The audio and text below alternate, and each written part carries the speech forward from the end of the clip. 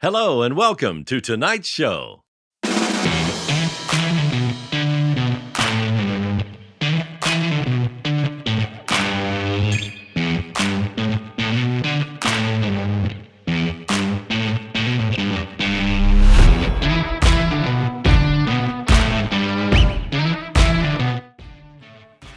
Hello and welcome to episode 162 of On the Bench, the podcast by scale modelers for scale modelers, all about scale models. This episode is being brought to you by Chuck Daughtery, who has become our latest Patreon supporter. You too can help support the show simply. Go to www.patreon.com/on the bench and pledge any amount from $1 per month upwards. Your support helps with our production, hosting costs, and are greatly appreciated. And don't get, for every new Patreon gets a sticker, an On the Bench sticker. I screwed that up. That's okay. We're going to leave that in. Guys, And now, relax. on with the show. Yes, you're listening right. It's actually On the Bench. It is not the Model Geek Show. We have in the studio with us. Oh, hell, I was going to put that on there. / the Model Geeks podcast. We're coming to you from my hotel room in Nowra. We're on the road and in my bedroom, in my lounge room. Whoa. I have with me none other than Darrin Cook. Good to be here. And it is Nowra. It is Nowra. Nowra. That's right. Not Nowra. Also joining us, Craig Everson.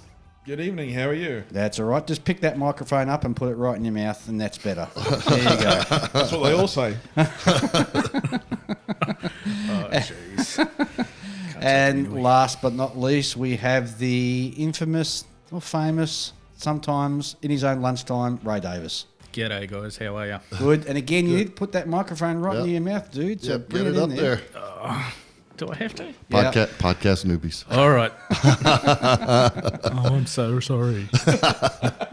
So the whole reason why we're doing this is because Darrin happens to be in Oz at the moment, so I decided to do a road trip and come up and visit him in Nowra. Yeah. And we've been having a lot of fun today. We've been out in the road looking at a couple of museums. We have. Went to the Fleet Air Arm Museum in Nowra, and then headed up the road to Haas to have a look at the Historical Aviation... Historical Historic- Aircraft Restoration Restoration Society. That's the one. It's a whole heap of cool aircraft and stuff. So They did. We've seen a ton of cool aircraft, We both did. places today. Yeah, we have indeed. What a great time. So because we've got a couple of newbies on the bench, I thought we might have a bit of a chat about what you guys both do. So let's start with you, Craig. What sort of modeller are you? Apart from the fact you're a poor modeller. Let's Shots fired. Well, I tend to not stick to one genre, but I like armor and aircraft and a bit of space, sci-fi stuff. Yep. Ships, not so much, but I do have a kit. Yep. And you're going to talk in that microphone. Right like that. There you go. God, it's hard getting good help, isn't it? Man. No, these things you really got to get close to them. And, Yeah. and- Yeah, like that. That's There you it, go. man. There you've That's got better. it. You're a pro now. Don't tell my wife. You were telling us on the trip you're actually doing a motorcycle at the moment. Yeah, I'm doing the Tamiya 1/12 scale Suzuki Hayabusa. Very nice. Yeah. I've started painting the cowlings and put the motor in the frame. That's about as far as I've got. Yep. But yeah, it's having fun. I've done a few in the past, years ago when I was modelling as a young bloke. Yep. But yeah, getting back into it, it's good again. Very nice. And Ray, what sort of builder are you? That's a wrong question. Yeah, that's why the pause, mate. You just asked the wrong questions. I'm a mediocre modeller. Right, okay. Yeah, Mediocre. yeah, definitely. Okay. So, no, I just basically build for my own Your my own pleasure. outlet, Yep, yeah, yep. stuff like that. That's the way it should be, period, Yeah. anyway. Yeah, That's exactly That's it. right. That's what the hobby's about. It's Yep. about building for your own enjoyment. Yep. It's not about building for everybody else or building to go and enter shows or stuff no, like that. no, definitely not. Yeah, unfortunately, as with everyone's got their own story, but yeah, depression and so forth, and breakdowns, and yeah, that's my outlet. And yeah, works well. Works well. There you go, man. There you go. Speaking of that, because we're actually recording in the afternoon, we're not having breakfast or coffee, but we're actually having drinks. We are having a cocktail, an adult beverage. So, what's your adult beverage? Let's pinch a leaf out of the plastic bottle, mate. Are we sure we want to do that? Yeah, It's a little whiskey and Coke. oh, what's a whiskey? It's American honey, wild turkey. So it's actually Nice. is it actually a whiskey or is Yeah, it? it's not a bourbon or a whiskey that Mike or Dave would say is good. It is it's to mix with Coke, and that's what I've done. So yeah, a little wild turkey, American honey, and some Coca-Cola. Perfect. Oh, and ice. Got to have the ice. And you've got a nice beer in your hand over there, Craig. I got a Crown Lager. Oh, sorry, he stole one of yours out of the fridge. Well, that's fine. That's fine. I thought that was a secret.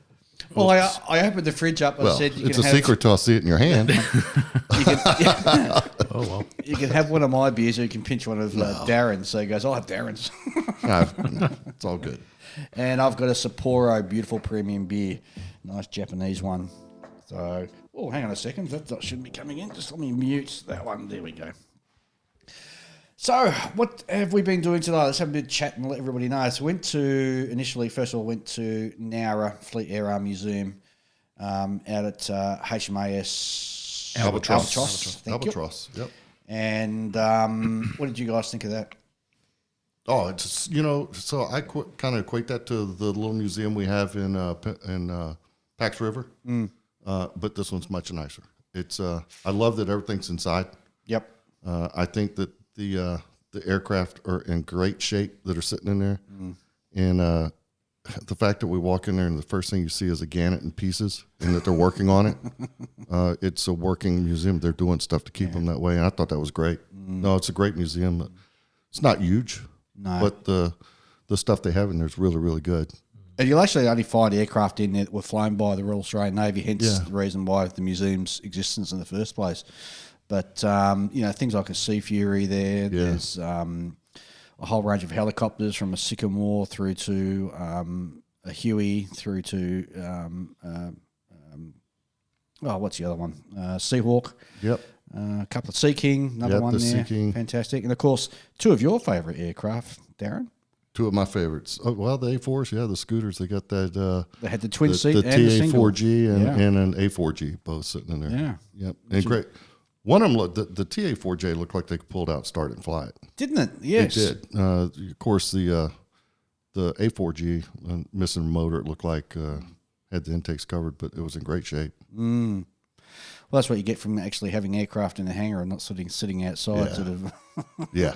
rusting away. Yep. Yeah. Absolutely. So after that, then we headed up to Haas and had a look there, which is a whole heap of... and Haas' main philosophy is to try and have as many aircraft flying as possible. And because of that, they've got things like Grumman trackers that still fly. They have Caribous that fly. The Orion, P3 Orion, which flies. What else have they got up there, Ray? Super Constellation. Super Connie, of course. Yeah, the can't most forget famous Connie. aircraft, yeah. Yeah, they also. Oh, here we go. Someone's got his phone on. That'll be the wife calling you, Craig. No, lucky it won't be. Yeah, they've also got the Catalina up there at the moment. It's not airworthy currently, but yeah, that's also normally flying around as well. Pretty good. No, we had a great time up there, though, didn't we? Looking around and seeing stuff, and Definitely. got to see an L39 buzzing around on the airfield. Yeah, it was good. It's really good. It was an L39, wasn't it? I got that Yeah, right. yeah, you got that right, mate. There you go. Yeah, the L39 Albatross. Funny about that. There must be a theme going on today. But those people that got the chance to get in the back seat. Bit expensive. I was going to just say, a what tad. was the price he popped on that? Because he took two people up while we were there. He said $2,000 per 20 minutes. Oh, my God. Yeah. Which is, That's ouch. That's what that is. it is very expensive. Yeah, that's not for free. No, not free. But no, it was really good. And it had a host of MiG. They had MiG-15, MiG-21, MiG-19. Yep. Was it MiG 19? 17, sorry. MiG 17 there as well. Just a fantastic. So if you're ever down in this part of the world, which is, I'm just trying to think where the heck I was up there. That is the suburb of Albion Park. There you go. Albion Park, New South Wales. Or Wollongong, New South Wales, yes. Yep, drop in and have a look. Let's not forget the F-111 sitting there too, which was wicked. Best fighter bomber ever produced in the world ever, !exclamation mark. There might be a picture of the Podfather sitting in that airplane.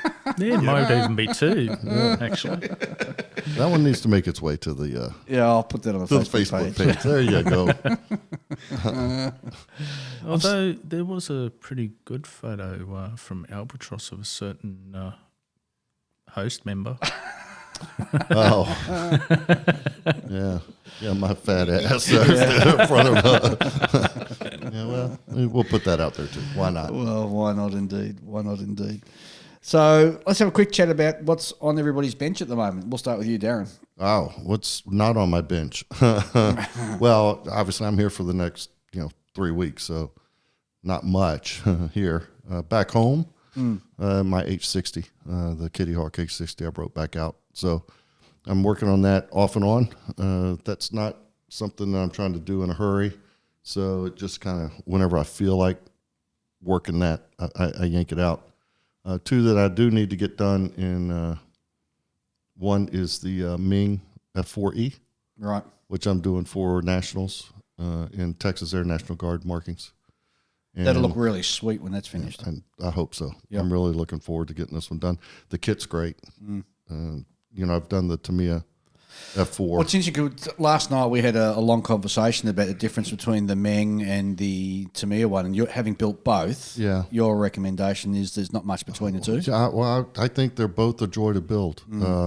They all kits have, there's not a perfect kit, right? Yep. So they all have their little things. On the Ming, I'm not a fan of the keel area between the exhaust and the way they've textured that. But it looks good once it's painted. I've seen several of them done. That's right. You mentioned, so that little part between the tail, between the two turbofans, the exhaust part, it's actually got raised sections. Yeah, just to give it that illusion of where, it uses tape to make stripes in that Yep. area in the different heat staining effects. Yep. And they've made that pronounced by making it different sections. So, Yep. so I think if you don't like it, you could just knock it down a little bit with some sandpaper, kind of knock the edge off. But I think once it's painted, weathered, it'll be fine. Sure. The fit's great. I haven't had any problems with it so far, and I've got the fuselage done. I did it all in like a week, cockpit and everything else together. Wow. So it went together really well. Yep. And really easy. And of course, the Tamiya kit's the same. The fit's probably a little bit better in the Tamiya kit, but it's the differences would be minuscule. So I got a question. The Meng kit, does it hide the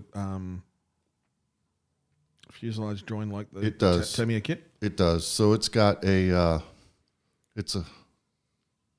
to remember, that's a solid piece. It's a solid fuse like the Academy kit.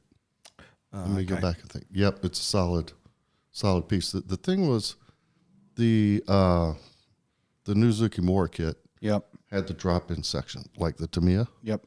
And Matt McDougall brought this up in his little comparison, and this is why I had already bought the Zukimura kit, and I took it straight over to the sale pile and ordered the Ming kit. So thanks, Matt. But the problem with that Zuki kit is that it puts your seam line right next to the rivet detail now. Right. So it's very hard. I mean, it can be done, but there's some rework to be done once you fill it. So Who's got time for that? not me. Yeah. Excuse me. You know they say Yeah, life's yeah. too short for kits. Yes. So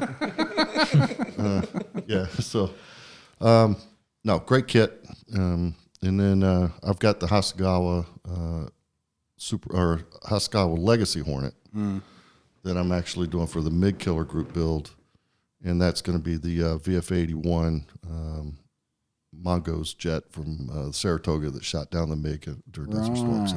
Right. So both those I got to get done by nationals, and Oh, very cool. I'm under the gun. When's nationals? That's So August. about 90 days or something. Yeah, it's pretty close. Don't Getting blink. there. So here we go. Here we go. Don't blink. It'll happen. Yeah. Real soon. Look at that. You had a whole full 4 minutes and you get interrupted. Here we go. That's just a little private joke there. Craig, what do you got on your bench at the moment? Nothing besides the motorcycle. I'm one of those freaks that can only do one kit at a time. Oh, I wish. But I've got a few planned, but I just don't know which one I'm going to do next once I've done the bike. Well, tell us so we can tell you which one to do. Well, there's the I just bought a Jag Panther G2 late version. Yeah. It'll be that the old Sea Harrier from Tamiya. Yeah, I do the Ag Panther. That's the one with the raised panel lines, all this stuff. Yes, yeah. it is. I've got that one in my stash too. Yeah, I've got the Edward photo etch set and a few extra bits and pieces to try and make it look a bit better than the original. I'm with version Dave. of it. Do the Panther. Yeah, do the Panther. Or the Yak Panther, absolutely. Yeah. Why waste the time in the nostalgia kit? It is one of those built back in 1982. So Ouch. We had that discussion too. Life's too short for nostalgia kits. Life's too short for nostalgia kits. Life's too short. I'm starting to learn that now. Oh, jeez. Ray, what's on your bench, mate? Me personally, I've got the Airfix 48 scale Gloucester Meteor, which I'll be doing in the. Is that the latest one? That is the latest new tool. Right. New tool, Yep. not the reboxing. And so far, I found it really nice. Personally, goes together really well. The instructions are so clear; it's not funny. Yeah, I found it really nice. And the other kit I'm doing is the Tamiya Mosquito Mark II FB, I think it is, which was recently given to me by the sister-in-law who came over from England. So for the first timers, they actually bought a good kit. There you go. Yeah. So the Meteor, what colours are you doing that in? That'll be the natural metal. So I'm still in the construction. Far out. still building. Anyone think I was drinking? No, I'm still in the building stages. Right. But I'm planning ahead and trying to work out my strategy on how I can get that metal finish looking nice. Being the first time doing it too, I want to make sure it's a good one. So, but also want to. But parts of it wasn't actually metal anyway, so it was just silver paint. Which, Yeah, that's for right. example, the nose, that's everybody knows. Well, Darrin didn't until we pointed out to him today. Yeah, it was wood. That's actually wood. Yeah. Yeah, that's correct. Yeah. Yeah, so obviously there'll be some dull metal, aluminium used and so forth. But what I'm trying to source for future to go with that is a decent base. So I'm trying to source or hunt around for actual perforated steel plating in 48 scale, and everywhere that I've searched around is sold out. So does that mean you're going to do it in like a Korean War type thing? Yes. Yeah. There's actually a photo of the pilot who flew that particular one. I'll just get you to bring that mic a little bit closer to you. No worries. How about I get closer to it? That's perfect. That better. Yeah. So yeah, there's actually a photo of that actual plane and the pilot next to it. So I'll be doing that in the Korean scheme, and there's actually where the gun ports are, there's actually soot, and someone's actually written MiG killer in finger. So I'm hoping that I can try and emulate that if I can. But that'll be the last thing I do, I think. You could enter it into the Geeks MiG killer thing. right. Yeah. Yeah, I could, but depends on how fast I can be at it. So, yeah. Hey, you just put it in there. Go to the Model Geek Model Shack, start you a photo thing, and just start dumping your pictures of your build in there, man. It's just No drama. no drama. Just join the group build and All right. have fun. Too easy. Sounds good. Sounds like a plan. Well, on my bench, I'm still struggling with that god-awful Mach 2 kit of that Russian rocket. And, yeah, that's kind of at my wit's end at the moment, so I've put that aside. And I'm still working on a small rocket, which is the first surface to air missile. It was the Hermes. That's a SAM. Yes, one of them. So it's in 72nd scale because I build constant scale. So, and speaking of rockets, I've got a very interesting, exciting announcement to make later on. But anyway, we'll get to that shortly. Yes, you do. That's pretty much all I've got on my bench at the moment. I've got a lot of other projects I want to tackle, but because these two are sort of on my bench and sort of I feel like they're an anchor sort of dragging me, I can't sort of move forward. And I know how that feels. Squirrel. Yeah, squirrel. Yeah, Squirrel. Here I'm going to say cockatoo. Poor. Okay, Darrin. this is Darrin's second time in Oz, but he's had a couple of interesting encounters with the wildlife. Oh my God, yes I have. So the first one was when you picked up your high car. Yes. Yeah. When there was not one but three. 4 in total. Okay, 4. 4 in total. No one prepared me. I've heard about the spiders in Australia, but no one prepared me for what I was about to encounter. Yeah, so we pick up the car at the airport, Sydney. Now, you got to remember, I've been now traveling for over 22 hours. Sure. And I'm tired, and I'm now driving on the left side of the road, which I'm not used to. And the first spider appears, and it wasn't real big. We were putting our bags and things, so I just got swapped it off, and because it was being a nuisance, and stepped on it. Well, unbeknownst to me, on the way to the hotel, my coworkers follow me, and he said he thought that there was something stuck to the back of the car. Well, it was the second spider that was the size of my hand, and it proceeded to crawl across the tailgate. Fast forward the next morning, we go to get in the car. There are no spiders on that car. I'm here to tell you right now because I was walking around it. Shut the door, and one proceeds to go across the windshield, and it was as big as my hand. So it had to have been that second one. He goes down the passenger side, and then the granddaddy comes out. The dinner plate. And he looked like a hermit crab coming out of the mirror between the glass and the housing of my I was freaking out, man. And now I'm driving in traffic, and, I'm afraid he's gone down the door. I'm like, looking, is he coming in the side of the door? And yeah, it was a little nerve-wracking. So yeah, see, right there, I would have just pulled over and lit a match and chucked it in the car and walked away. Insurance claim. Yeah. No way. Because if one I can live with, yeah, but 2 or 3, that's got to tell you they're breeding and doing other things in your car that what spiders shouldn't do in your car. Yeah, the damn things are huge too. So we're talking about huntsman spiders too, for the listeners out there, and obviously we don't have those in the States. Obviously not. A wolf spider's about as big as I get, and it's $50 or so. Oh, we got those here too. Yeah. And then, of course, you got the cockatoos. Oh, my Lord, yeah. So I've seen them before when I was in Canberra. Canberra. Thank you. Canberra and Nowra. But, and I think that's really cool to see that type of wildlife. In the States, we see flocks of, like, blackbirds or pigeons. In here, we see magpies, and we see, these cockatoos. My God, they're loud. They are loud, and they're destructive. Yeah. They tear stuff up. So we're sitting here at night, and it's quiet during the day. And then right about sundown, thousands of white birds come in. Starting to roost. And Dave and I were sitting out here on the veranda last night, and you could see the trees off in the distance were white. Yeah. They looked like cherry blossoms, and they're all cockatoos. Yeah. Crazy. Pretty cool. So anyway, yeah, it's pretty cool. It's a lot better than spiders. Oh, that's right. I'd rather have a flock of cockatoos than a flock of huntsmans. Oh, yeah. Yeah, you and me both. Just watch those drop bears. Oh, yeah, the drop bears. And the lazy kangaroos. Yeah. The lazy-ass kangaroos. That was the other one.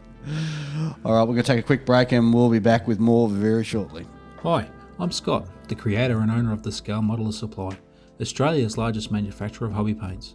Our premium airbrush-ready acrylic lacquer paints are designed specifically for use on plastics, with a comprehensive range covering all popular modelling subjects including military, aircraft, rail, auto, sci-fi and more.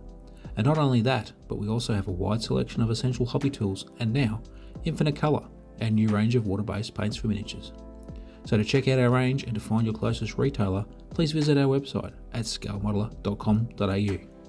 So when quality matters, choose SMS Paints.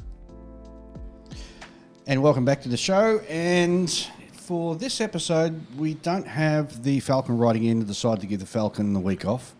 So he's going to have a whole heap of new stuff to talk about in our next episode. However, I do have an email from Horizon Models and our good mate Tony out there announcing a future release which is coming to the real space modelling world in 1/72nd scale, which is going to be the Atlas Agena rocket, and you can build it in 3 different variants. Extremely excited about that. So if you want to check it out, go to horizonmodels.com and have a look and check that out. And that's definitely on my shopping list. I'm going to be getting a couple of them. Yeah, you were looked like a giddy little kid when you were showing me that earlier today. He's like, look at this, look at this. I know, I just can't help myself. I just love building my real space stuff. It's awesome. It's a cool looking kit. Oh, it is. It is. So let's have a look at some new emails we got from the folks out there. And the first one is from Joe Middleton, who writes in, "Hello, David and everybody.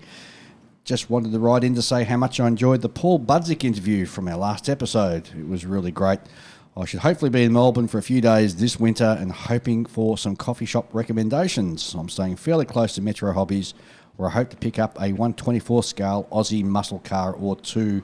Stay safe and keep up the good work." That's Joel from the other side of the world. I have a feeling that you are probably the right person to answer that coffee shop recommendation. Well, the coffee connoisseur. Well, how about you tell me about how your experience has been with coffee in Australia so far? Great. There you go. Oh, yeah, great. I can't complain. I haven't had a bad cup of coffee yet. Well, I did. The instant Nescafe I had in my room. That was horrible. Pretty much any coffee shop you choose is going to be the right coffee. Yeah. Next one, El Presidente writes in. Oh, Tim, what's going on? Tim says, that was awesome. We were talking about the last episode.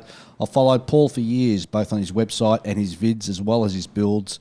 But hearing him in conversation was a first for me. He certainly has a radio personality, even if he thinks he doesn't have the voice, which I think he does.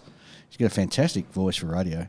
New modelers are a sponge for new techniques, and they don't know what they don't know. How many times have they asked how do you fill seams? I see that question daily on social media. Just an example. Great listening, guys. Thanks for making my modelling more enjoyable. That's Tim Holland, President of the Southern Maryland Scale Models. That's right. There you go. Pax River Scale, Southern Maryland Scale Modelers. Tim's a great guy. Oh, he is. Richard Mears writes in, "Hello, chaps. I've just been listening to the latest podcast with Paul, and I'm another dentist in the UK and really enjoyed what he was talking about in reference to following the curves, etc. It's true that nothing in the mouth is a straight line. I know one or two other dentists here, and who is also an amazing modeller is also David Lane, who's another dentist. I think his job sets you up well for modelling because attention to detail and working on already small objects. It's true too that we are good at problem solving being dentists. Keep up the good work. I'm attaching a few pictures from my phone of what I'm up to at the moment." That's from Richard Mears. And there's something about dentists and their work on modelling is just that next level. Yep. Well, I'm going to agree with what he said. You know, I think it's the level of detail that they work on. And hell, the tools are almost identical. Well, it's funny. I have a mate from South Australia, and he also is a dentist and a modeller, and he sent me a whole heap of tools that he no longer uses, and they're just fantastic for using in modelling. Absolutely. Yep. So go down to your local dentist and ask him for... Because they have to chuck the tools out after a certain time, don't they? Is my understanding. Yeah. Yes, they do. They can't use them forever and ever. Nope. That's my I've go-to. done that. My go-to scriber. Oh, really? Yeah. Perfect for scribing. Perfect. Yep. Next one comes from our good mate Martin Drayton, who writes in, "Hi guys, love the discussion on assemblers and the fracturing of the hobby by gatekeepers. Life is hard enough that most of us cherish our time escaping the real world and immersing ourselves in the construction of model kits. Do we really need more conflict here as well? We all build kits for different reasons and love different parts of the process. For me, the less parts I have to build, the better, so that I can get into the part that I really enjoy, which is the painting and the weathering. To each in their own, as they say here in America, you do boo. I've got no idea what that means. You do you, boo. Oh, okay, there you go. I didn't read it right. I'm glad I got to translate Once it. again, Dave gets it wrong. Martin continues on a different note. I really want to thank yourselves and your guest Will for the support with the recent issues I've had online with bigots rearing their ugly heads. This hobby is for everyone, regardless of race, age, gender, or nationality. Why should any of those factors have any bearing on your skill as a modeller? We are modelling mostly weapons of war and need to retain some awareness of the roots of the conflicts that we feature. If you do not understand why walking around glorifying evil regimes is wrong or using racist language that is offensive to many, then you have much bigger problems. So thank you again for sharing your viewpoints. He is an assembler and proud. Well, thanks, Martin. And also, Martin's just been recently on Sprue Cutters Union, the most recent episode. Sure was. And it's a fantastic interview with Martin there. And I actually didn't realise Martin was a almost Olympic level snowboarder. Oh, I didn't know that either. That really surprised the heck out of me. Man of many talents, that's for sure. Well, indeed. Yeah, I've seen some of his videos on his YouTube channel. Yeah. So there you go. I feel kind of bad. I know Martin. We've talked several times. We see each other at shows all the time. I didn't know that about the snowboarding. Well, that's it from listener mail. Of course, if you want to write into us, you can send us an email to onthebench64@gmail.com. We love hearing your comments. And don't forget our Facebook page as well, where you can join our group, which is called On Your Bench. And, of course, we've got the Facebook page On The Bench, which we normally post what's happening in the world. Alrighty, shows that are coming up. Now, I wonder if there are any big shows coming up soon, Darrin. Oh, well. Is this my shameless plug time for PAXCon? This is your shameless plug time. Yeah, there's quite a few good American shows coming. Nationals is coming up in August. Let's see. So those are the two I'll plug. I don't think we have any more. I don't have it in front of me, but I don't think we have any more in Region 2 prior to Nationals in Texas, which I was not Region 2. And that's the August 7th, I believe, that weekend. Right. First week of August. And then October. What's happening in October, Darrin? October is PAXCon, our inaugural PAXCon 2023 and down in Pax River. I'll shoot you a link. You can post it for me. But sure, I'll do that. Yeah, to the website, and it's got the dates, the places, or the times, all that stuff's on there. All the registration forms are going to be loaded up here before too long. We have vendors that are already coming on board, sponsors coming on board. It's going to be a really good time, and we're really looking forward to it. So again, what was those dates? 1 minute as he reaches into I'm going to have to. I didn't have you prepared. It's sometime in November. It's October. But there you go. It's October. And it's October, the weekend of the, not 1st or 2nd, not 7th or 8th. As we say, I'm going to have to pause. October 7th. There you go, October 7th. I thought I was right. Yep, October 7th, 2023, 9 to 4. Fantastic. At the Hollywood Volunteer Fire Department. Which is located where? In Pax River, California, Maryland. Yep. California, Maryland. California, Maryland, which is just south or just north of Hollywood, Maryland. An exciting part about this is that for your club, this is your inaugural show. It is, yep, and it's our inaugural. It's going to be an every other year show. Mm-hmm. So this is the first one, and the next one will be obviously in 25. But yep. So and you're doing that so you don't upset or right. tread on the toes of the other. Right. There's a lot of shows in the Region 2 area, Mid Atlantic area of the U.S. and. We have another one that's opposite of what we're going to be in. That's MarauderCon up in Baltimore. Sure. So we didn't want to upset that apple cart, so we're going to do it opposite of theirs. And for people who are traveling outside of the region, there's plenty of hotels and everything around the area? Yeah, everything's down there. Yeah. Cool. And we have all that linked on the website. You can go in and Google map the entire area there and see what all's available. Good food places? Good food places. We have the... as I mentioned earlier, the Pax River Naval Air Station Museum down with all the test bird subjects out there. And we're not too far from Udvar Hazy in the Smithsonian Air and Space Museum. There's a lot within an hour and a half of where we're at. So you can make a great long weekend out of it. You could go the I can't get the word out. Hazy. Yeah, Udvar Hazy. And I'd fully recommend you spend an entire day there because it's huge. Yeah. Then next day you could do your show, and then the day after that you could go and do Pax River Museum. Yep. There you go. It's quite a bit to do. Plenty of places to stay. Fantastic. And hope to see a lot of people there. Yep. And it's gold, silver, bronze as well, which is the gold, silver, important bronze. thing. Yeah. Very cool. Yeah. We're I'm kind of on the fence when it comes to all this award stuff. I'm not gonna lie, I haven't been competing for very long, and I don't really I hate that word competing. Shows. I haven't been entering in shows for all that long, and being that we don't like that word really competing unless you're competing with yourself, and that's kind of where the gold, silver, bronze comes in. Yeah, it does. There's so many good kits, so many great builds on the table that go home. And they're not recognized, and they should be. They need to be recognized. A lot of hard work.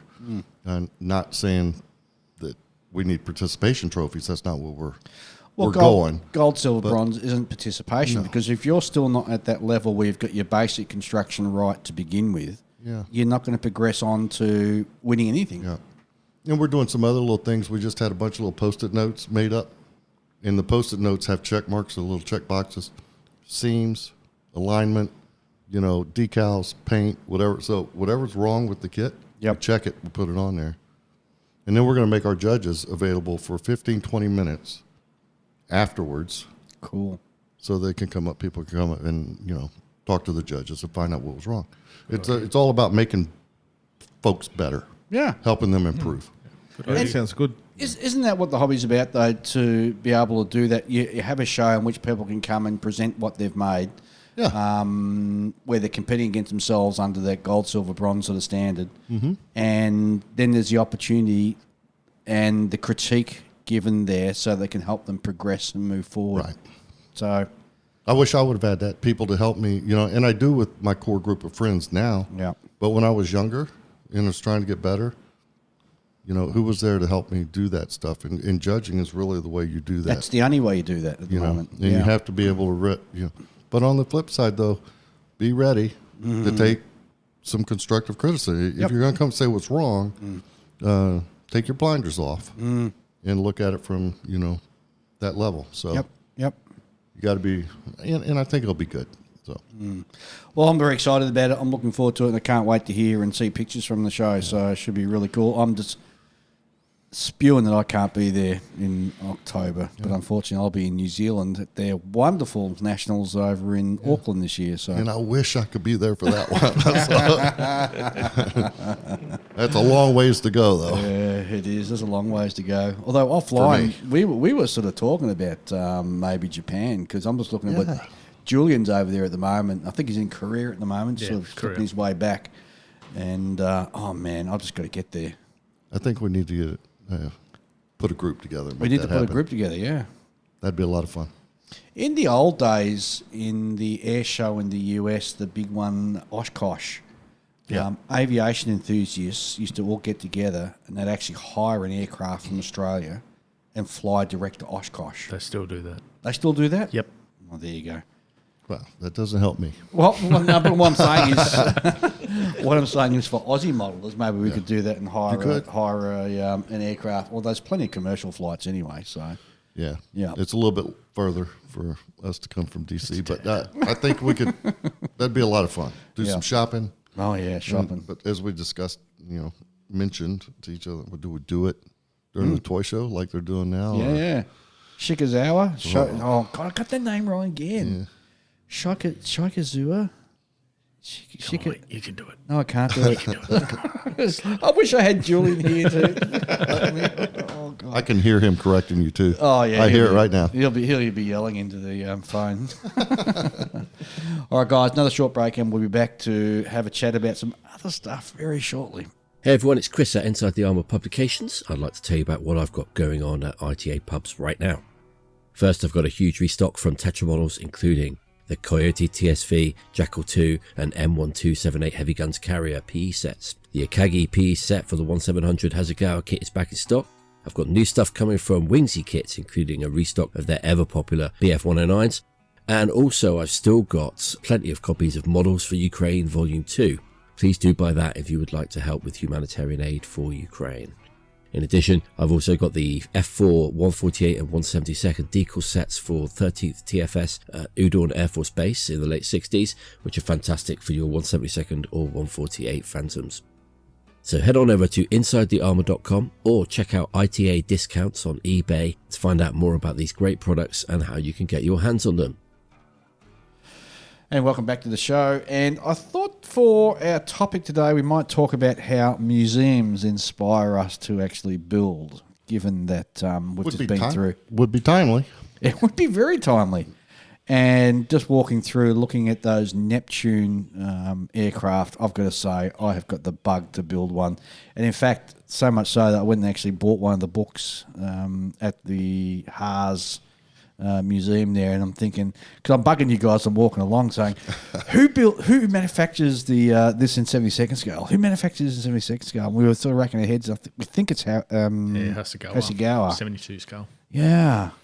But even the MiG-17, I was sort of looking at that because it had really funky colours on it. Yeah, it was interesting. Purple and blue. And They're very interesting colours. Polish. They were. I actually did a Super Tucano on some colors really close to that. Oh, did you really? Yeah. Yeah, that bright blue. They had that same bright blue. Yeah, on the yeah, belly yeah. of that sky blue. Yeah, yeah. Yeah, that was really odd. It was. But that sort of thing, you walk past that and you go, oh, geez, I'd love to replicate that, or I'd love to build that. Definitely. Yeah. But even the Catalina in that beautiful sort of matte black with all that lovely dirt and grime on it. Yeah. That sounds weird, me saying dirt and grime on a black aircraft, but you could see it. Yeah. In fact, we had a really great discussion on how to paint black. I think it was. No. It was on the H1, that Huey. We were talking about the Huey there at the Naval Museum, because this Huey was just a in-your-face live, this is what an aircraft should look like and this is how you should try it and paint it, because it was a US Army Huey, which is odd because it was the only non-Australian aircraft in that particular museum. So it's a slick ship, as in it's got no guns or anything on the side of it. And the OD on it was just absolutely divine. It was almost like khaki. Brown. It was brown. Yeah. And the different colors and how the patina was. Some rivets were silver. Like one panel was almost complete, all the rivets silver, rubbed off. The panel next to it was pristine. Yeah, the door handle. The Totally door silver. handle almost completely silver, not chipped, worn. Yep. Was the leading edge getting in was silver, worn, not chipped. It was just rubbed completely silver. But you said something, Darren, because in this particular museum, you can walk at ground level and look at the aircraft, and then they've got like an overhead sort of gangway Observation area. where you can walk on top and look down on the aircraft. And you mentioned the floor of the aircraft, which is painted black from memory. Yeah. But just on the lip where it, as you get out of the aircraft, all that paint's worn away. Yeah. But that's the key. It was worn. It wasn't chipped. No. And it I was didn't completely, almost polished. I didn't even pick up on that until you pointed that out to me and said, hey, check this out. And I thought, of course. And you'd never think of doing that when you're actually doing an aircraft, would you? Or doing a replica of that particular model. Yeah, because it was almost chrome. Because the lights were fairly low in there. They were. They were. It was really cool looking. Yeah, and that's what the handle was the same way. And I'm not saying there wasn't any chipping. A lot of it on the skids. Yep. But most of everything else I saw was just worn paint down to the metal, which was interesting to me because I'm used to modeling, seeing the chipping effect or sponge chipping. Neither one of those would have replicated what we saw. No, there wasn't. And it was interesting. There's sort of darker versions of the OD and lighter versions of the OD coming through, but particularly along the boom where it looked like oil, hydraulic or grease had dripped down into the bottom of the boom and leached its way up into the paint. That looked just awesome. Yeah. And to replicate that, I mean, and that's why we talk about all the time you hear it in all the shows. We talk about, references. Go back to your references and have a look at what you're doing, so you can, get your starting point to sort of say, hey, look, this is what it actually looks like. Yeah. But man, that was just It was really cool. The transmission tunnel cover, or the transmission covers, one was almost pristine. The other one was just worn to, and not glossy. Neither one was like a semi-gloss, but the other one was matte. And it was really, really cool. It was.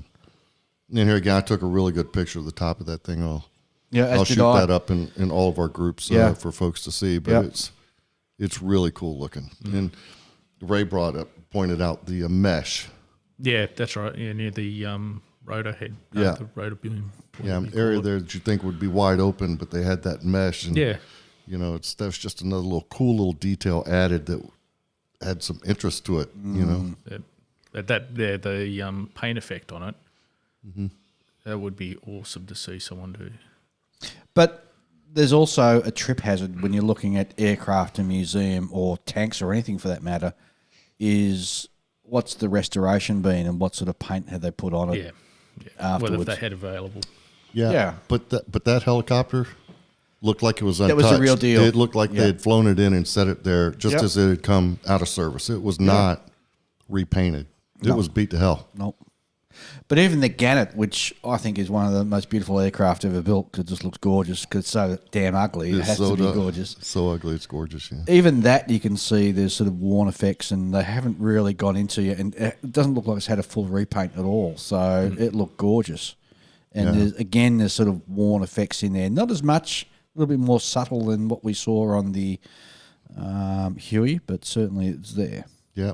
And then there was the tin canning on the A4G. Oh, my God, I've never noticed that before. And that really surprised me, because you think a small aircraft like that, you expect tin canning on you expect it on ships. Yeah. You expect it on large aircraft like B-52s.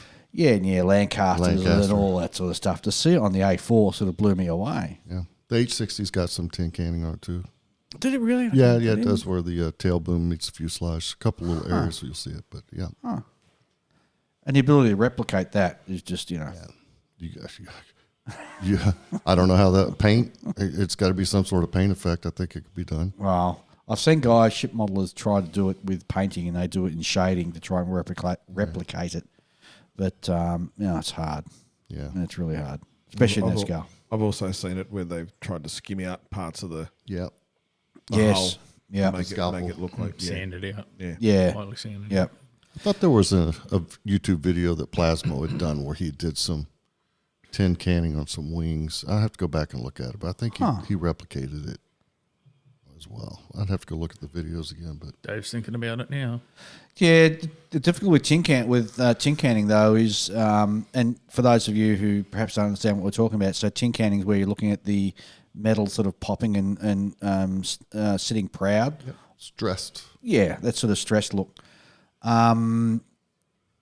It's not easy to do with just a simple sanding or sort of scalloping it out with like a hobby knife or something like that. It's a lot more, and also it's not even as well. It's not uniform, so that's the other trick to it. No, it's very random. That's where the HK Hobbies Lancaster has sort of got that right. Mind you, they use the old tooling from Wingnut Wings. Yeah. Oh, border model. That was the border model. Border models. Sorry, big pardon, border yeah. models. And I'm thinking there's been recently another aircraft. I think Hong Kong, I think their 32nd scale, was it the B-24 or is it B-25? I can't remember. But I think their larger kits have it as well. Oh, okay. Yeah. I can't say that with 100% certainty, but I thought that they had replicated that as well. But just getting back to sort of the inspiration side of it when we're talking about going to museums, and I said you got to be careful about that. But also there's nothing wrong with replicating what you see on the museum in your actual model itself. So we were talking about the, I'm trying to think of the propeller-driven bomber that we used in the Navy. It's going to come to me. Firefly? No. Firefly? Yes. No. Fairy. Fulmer. Oh. There was a fairy Firefly down there. Thank you. The Firefly, yes. Thanks, Craig. I knew he had him here for a reason. Legend. But, I mean, that is in a highly polished state. where the wings are just, you could almost look like you'd sit and eat your dinner off it. It's that clean and that shiny as well. And we were actually talking about that, weren't we? We're trying to figure out why the navies used to do that once upon a time, and now they've gone to sort of just a matte finish. Yeah. I tend to think a lot of it was, like we said, corrosion prevention and easier to wash salt off well, something. back that's then smooth. it was, but I know we went to the high vis stuff or low vis for low visibility. There was reasons tactically to switch to that, but in the helicopter community, H3s at the time, we went back out there with CPC and sprayed them down so they were shiny and slick again. Anyhow, you could wash the or get spray turco or water and wash the salt spray off. So All right, I'll go off the tangent here because here's a question, and I've never figured it out. If you see an aircraft in the distance, it's just a black dot. Mm-hmm. Regardless of what camouflage you'll put on it, all aircraft at a certain distance are a black dot. So what's the point, man? Yeah, I'm not going to try and answer that one. You might as well just paint the down thing black and just leave it at that. I'm not going to try and answer. And on top of that, don't know. And in modern warfare now, where we've got beyond visual range warfare, where they're shooting you as soon as they see you, which can be 100 kilometres away, 200 kilometres away, camouflage isn't going to save your ass. Yeah, there's... Or low vis. Right now it's all electronic, right? And how you identify, right? So anyway, I see where you're going with it. Thank you. I told you I'm not going to try and answer it. Please the fifth. Yeah, I'm just not going down that road. So over to you, Ray. Walking through the museum, was there anything there that inspired you to go, oh, gee, I got to build that? Yeah, there's... Where do I start? Seriously. We can start by putting the microphone close to your mouth. Bloody broken record, this guy. I swear to God. I'm trying to do a professional podcast here. Come on. Hey, I'm a newbie. Give me a break. He's wearing that like a badge of honor. That's you see it, that? mate. That's it. Yeah. You pick on me, I'll pick on you. No, I think I said it to all of you, actually. I think we just need to get a mortgage out for all the inspiration. You no sooner come to this museum, you see all these, examples, and you think, oh yeah, I could do that, I could do that, I could do that, I could do that. But yeah, definitely. There was actually the camel, the Subworth camel. Now it's funny. I saw you hovering around that. He was and taking going, pictures. Yeah. Yeah, I was taking pictures because I've actually got a Edward 48 scale camel at home.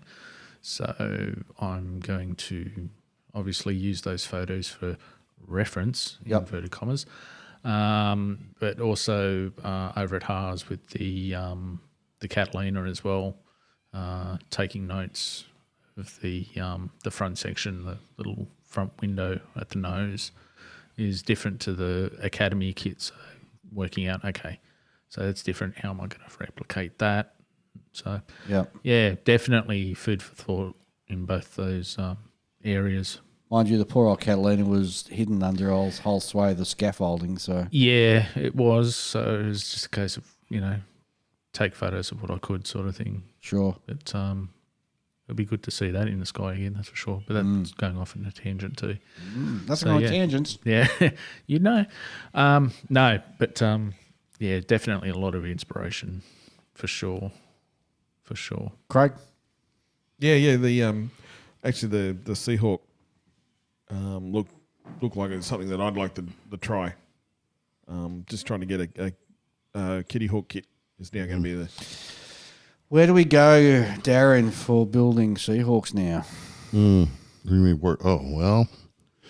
So Academy's got a kit. Yeah. That they do in 35th scale as well. I have it. I haven't built it. As y'all know, I'm already working on the Kitty Hawk kit. Yep. And you've got to really want to build it to build a Kitty Hawk kit because it's got its issues. I would probably, if you say you don't build a lot of aircraft, right? So No, I'm trying to get back into more aircraft, but yeah, what the Kitty Hawk kit might steer you in a different direction. I would probably try, and you're going to save some money too, and then let's go with the Academy kit and try it first. I do already have the AHW1 kit from Academy, and that looks like a good kit. Yeah. Is there many Kitty Hawks around of that particular model now? Is it hard to find? I tracked down and sourced 3. Oh, wow. But I mean, we're talking just south of $200 for those kits. What? Yeah, Gee, US. That's US. Yeah, they're not cheap. Oh, man. I do know, I can't remember the name of the company off the top of my head, but those molds have been scooped up.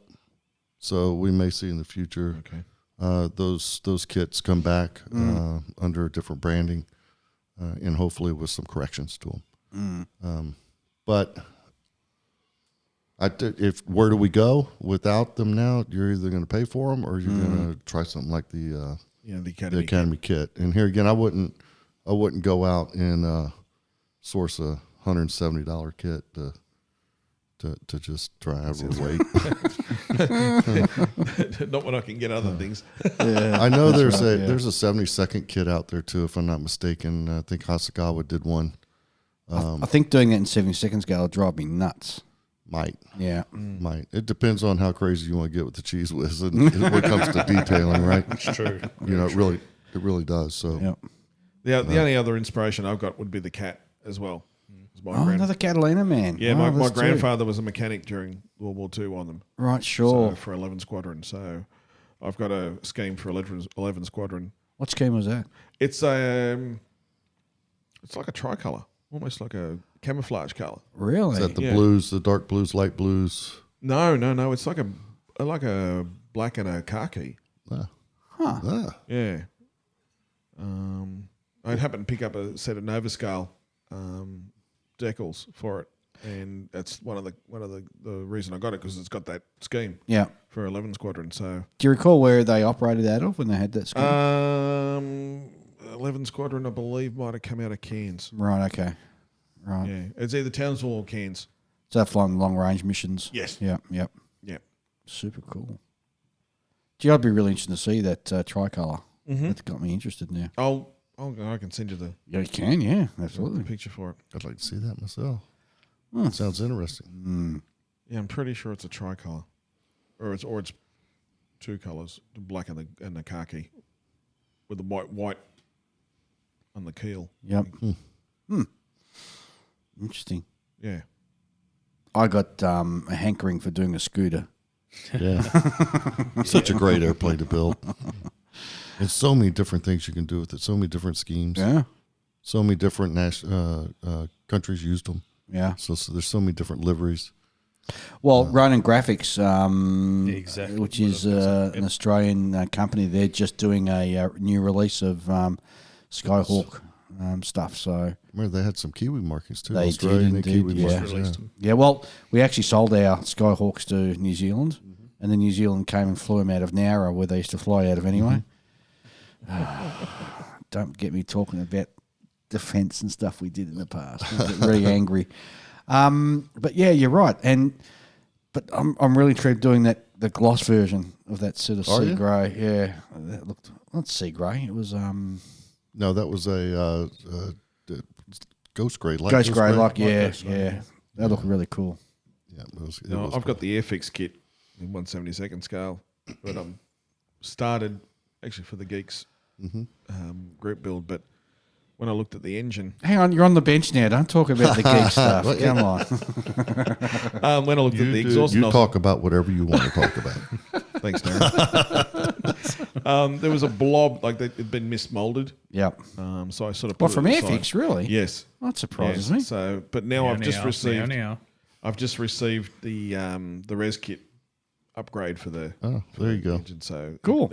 It could be back on the bench soon. Freaking res kit, man. They're genius. Yeah. They The are. stuff they come out with This is is just good amazing. stuff. I've got a few things from there, Yeah. and it's pretty damn quick for what's going on over You're there. damn too. right it is. 3 weeks. Well, I've got an Airfix scooter in 72nd scale, which is now a paint mule, only because I ruined it. I was doing the panel lines and did the old. This is when I sort of got back in the hobby, and I thought I'll use the Not the marker. marker Please pen. don't. Yeah. No, not the marker. And even at the mule, I've painted it so many times and it still bleeds through to even to this day. It's like the magic pudding keeps on giving. It does. Yep. I remember Definitely. making that same mistake with a red Sharpie. A red Sharpie. Yeah, I'd marked something for a hole or I can't remember what it was. I don't even remember the kit. I just remember it was the gift that kept on giving. It was there forever. It just It does. All right, I think anything else you guys want to talk about before we sort of wrap that up and go to another quick... Oh, hang on, you're smiling. No, Darrin, no. that scares me. no. No, you know why Darren's smiling? Because he's able to talk so much, he's not getting interrupted. That's what it is. No, I'm not. I'm having a good time, man. I'm with some overseas buddies having a cocktail and talking about models. I mean, life is good, man. Went to some great museums today. Saw some. Oh, there you go. And what's not to smile about? Exactly right. We're upright and breathing. That's right. Yep. All right, let's have another quick break and we'll be back to say goodbye, I think. Whether you build aircraft, armour, ships, science fiction, cars or figures, the Fine Scale Modeler magazine provides the how-to information you need to take your modelling to the next level. In each issue of Fine Scale Modeler, you'll find clear how-to features on model assembly and finishing written by experts, reviews of the hottest model kits and products, tips and techniques for assembling, painting and finishing, as well as inspiring photos of readers' models. To find out how you can get your copy of Fine Scale Modeler, go to www.finescale.com. All right, welcome back, and it's really been great having you all on the show. Don't forget, there's a whole heap of fantastic other podcasts to listen to. Just go to modelpodcasts.com. Our good mate Scott up in Canada set that up with a whole listing of all the other shows to listen to. Don't forget, when you're listening to any of the podcast shows, don't forget to give them a rating. It just helps with the analytics and sort of raises them up so everybody else can find them. And of course, don't forget to listen to our good friends, the Geeks. I have to say that because Darren's here as well. Oh, jeez. And I'm holding a gun at him. I'm say it. No pressure. Oh my God, he's got a loaded glass. All right, guys, let's wrap this up. So, Ray, Yes. you got anything you sort of want to finish up on? Mate, basically, I just want to say thanks for the great day. It was great catching up with you again, and it was great to finally meet you in the flesh there, mate. Yeah, good stuff. Darrin. It's so funny was because awesome. Ray and Craig have both been fanboying so hard with you. Yeah, it's been come so on, funny. I think And we've done well. then I show up and it was like a whoopee cushion going up, It's like, okay. deflated. I don't know where he gets that from. Nah, it's all good. It's all good. No, but seriously, it's been a great day. Yeah, it has been a great day. It's It's It's awesome. been a great day. So, yeah. And just think, Thank you. model sort of brought us all together. We've been having this fantastic time. You know, we talk about that all the time. Yeah. Where would we be? In the podcast too, right? But- Virtually. Yeah, 100%. Virtually and personally. You know, it's brought us so much closer together. There's Facebook and social media did a certain amount of that, but Yeah, you know, absolutely. where would we be without this? And here I am now, halfway around the world. Sitting there having a drink and talking models with some great folks. So it really is. It's done a lot for the hobby. It has. I hope you enjoy your continued stay here while you're here. Oh yeah, no, Yeah. I can see that I am. We got plans for when you come back next time, haven't we? We've been sort of talking it Yeah, offline. yeah. How I'm we trying to gonna- get down to Melbourne for Yeah. a little while. He said Melbourne right. Wow. Bravo. well 10 out of acclimatised. 10. Well done. Yeah, yeah. Craig, No, I just want to say thank you for the invite. It's been fantastic. Both meeting you again. Obviously, I met you last year at Scale ACT, which is a great model show, which is coming up again in November this year. November this year. And New venue I too. will be there. New venue. New venue. Yeah, new venue. Great meeting you, Darrin. Yep. Ditto. And what a fantastic day it's been. And thanks for being the show for today, Craig, too. I've got to say that. Not a problem. Not a problem. You've been driving us around everywhere so that we don't have to sort of worry about that. And Yeah, it's wait been for cool. the bill. Wait for the bill. You did, yeah. There's no bill. Remember what's in the boot. Oh, yes. Yeah, yeah. Yes, No yes. worries, sir. No worries. We discovered today that Craig's a serial killer. I Yes, missed something. One blue tarp in the boot with some hair. Yeah. Human hair. It's Really? Yeah. Yes. And you've got to ride back with him. It's been great knowing you guys. You know, hold on a second. I lost my room key. I wonder where the hell that went to. I don't know. Darrin, over to you. Oh man, no. I'll echo what they said. Great day. You drove 8 hours, and to come down here 2 nights. Sure. I really appreciate you guys coming in today, spending the day, chauffeuring. It's just been a great time, and I really appreciate it. And I'm looking forward to the next trip back over. Hopefully, we'll be here soon, and we can do this again. Well, I'm it'd hoping. be good if you come to Melbourne because I can show some real museums then in Victoria. Yeah. Not like these ones they have in New South Wales. Here we go. Well, look out, Ray. Look out. You know, I'm hoping that the best part of the Cook family, my wife, will be here with me next time. That'd be So fantastic hopefully- to have your wife over. Yeah, that'd be a lot of fun to get down there and spend a week. And Yeah. she and Michelle could get together and meet each other. For And sure. That'd be a lot of fun. Yeah. Actually, that'd be pretty good if it coincided with Model Expo next year. Well, wouldn't that be great? Good. Unfortunately, I'm over here on work, so it's got to. you gotta come when I they don't tell know you to that I come. can make Yeah. that work, but yeah. you know. Yeah. But yeah, no, great time. The museums were awesome. The company was awesome, and yeah, good times. I really appreciate it. Well, it's great having you out here, and we're glad you could be on the show. And it's been fantastic. Wish the hell you guys were coming to Nationals in August, but So do we. 2024, maybe I might get to Madison, but yeah. I don't know. I'm really tempted to wait until 2025 and go to Hollywood. Oh well, we'd love that too. Is that where it's going to be in 2025? Well, no, 2025. He's talking about PAXCon, our PAX second Con, show, yeah, second That'd show. be Oh, yes. Yes. Yeah, coming to Hollywood, Maryland. The fire department there. we'll see. Anyway, I'm gonna get to New Zealand first, and Yes, the first whole things heap of first. stuff. Yeah, first things first. Guys, thanks very much for being on the show. We'll be back again next fortnight. We'll have the usual crew back. We won't have any sort of ring-ins this time.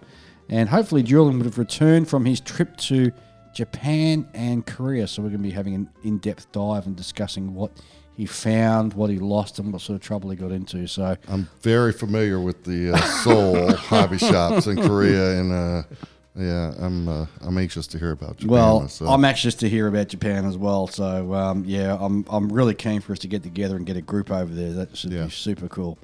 Anyway, thanks very much for listening, and we'll be back in a fortnight. Adios. Good night, everybody. Night.